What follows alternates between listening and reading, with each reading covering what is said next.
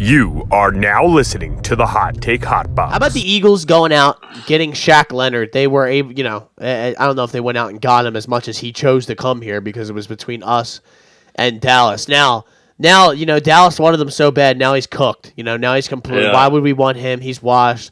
Oh, you think he's going to help the Eagles? Ha, ha, ha, ha. Yeah, you're a fucking moron. Are you excited about this? I think it's better than we made mention of it in the last week's episode. I'm happy that they got him so that Dallas can't get him, and I think he's got to be able to help this defense better than guys like Nicholas Morrow, who, like we made mention of, had one of the worst games I've ever seen from a linebacker yesterday. Yeah. Well, his first 4 years in Indy were great, and his last two have just been marred with injuries, and he's only 28. I think he's actually younger than me. Can't find his birthday. 28.3? I don't know. We're pretty much the same age, and his back, neck, head, he's been through a lot. His body's been through a lot, but he does bring something. He does bring a leadership quality to him. Players love him. Coaches love him. He does whatever you need to win, and so that's good, right? I think he brings something different than Morrow in that sense. But as far as his play goes, it's gonna be tough, man. He's been abused in coverage the last couple of years, and just in general. I mean, in 2020, one of his best years ever, he was targeted 58 times and gave up 50 catches. His first year, targeted 90 times, gave up 77 catches. So, it seems like he can be thrown on, but, he was always getting big plays, forced fumbles, fumble recoveries, interceptions, pass breakups, tackles for loss, sacks. He was pretty good as a pass rusher from the linebacker spot. He just seems like he's pretty smart, right? He's somebody you kind of want on the field in general, especially at the end of a game or on third down. So I think he brings a lot of good qualities to this team, right? I don't think Nicholas Morrow, he's been a special teamer and a reserve for most of his career with Chicago.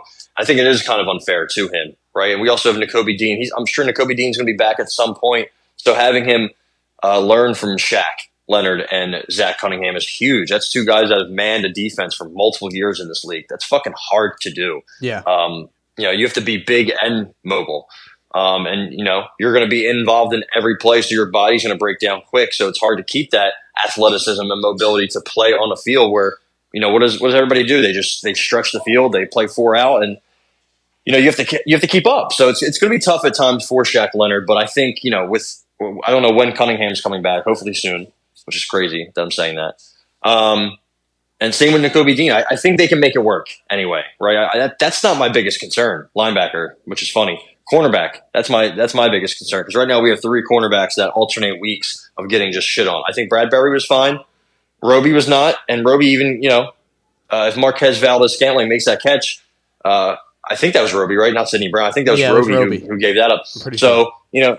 He's lucky. He's not public enemy number 1 or 2 in Philadelphia right now. Darius Slay's just getting cooked. He's just a step behind, right? There was one play where a couple of years ago he gets a pass breakup or maybe a pick six, but he was just a step behind reacting.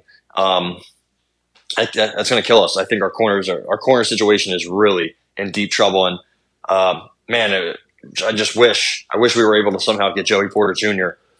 In that last year's draft, but alas. I like you using that word. I like you pulling that out of it. But all in all, I think he is going to, like you said, add a little bit element of that leadership, played in playoff games, a guy that Nakobe Dean can learn from, and I think it just can't get much worse than what we've had running out there in the center. And like you said, it's not necessarily the problem. Linebacker is not the only problem. Our linebackers have been good most of the year. Yeah. Nicholas Morrow had a good, if you look at his PFF grade, again, take it for what you will, but his grade this week was fucking dog shit because he played dog shit. So, I mean, there's some truth to it. He was pretty good all year. Zach Cunningham was pretty good all year. Yeah. Slay and Bradbury are the guys who are in the 40s and 50s for some of these games. So, yeah, I 100% agree with you. And that's so funny because before the year, I was telling you, I'm like, our linebackers, biggest weakness on the team.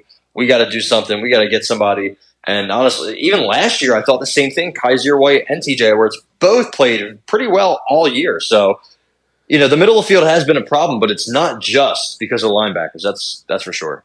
No, it's the cornerbacks of the secondary has been getting exposed all season long and cooked.